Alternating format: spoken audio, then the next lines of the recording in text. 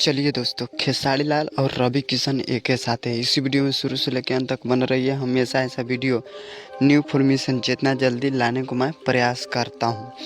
इतनी घड़ी जोरों तोरों से रोड शो हो रहा है खेसारी के लेके, बीजेपी लेके आरजेडी के लेके, लेकिन इतनी घड़ी इतना जल्दी में छापरा देने हो गया है।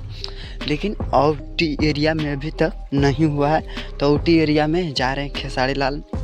तो खेसारी लाल जाते हैं पटना एयरपोर्ट पर, कस के पटना ही से सब एयरपोर्ट जहाज वहाज धरते हैं, वजह से उड़ान सब कोई लेते हैं। तो ये जाते समय में रवि किशन मिल गए और खेसारी लाल मिल गया। लेकिन खेसारी लाल और रवि किशन भी, खेसारी लाल पहले पहले रवि किशन को मानो बड़ भैया मानते हैं, तो वोट तो लगभग करेंगे। वो राजनीतिक अलग जगह है, व्यवहारिक अलग जगह है। राजनीतिक में तो में हो जाता है, वो अलग बात है। लेकिन राजनीतिक बात फिर सब साथी हो जाएंगे, ऐसा बात नहीं है।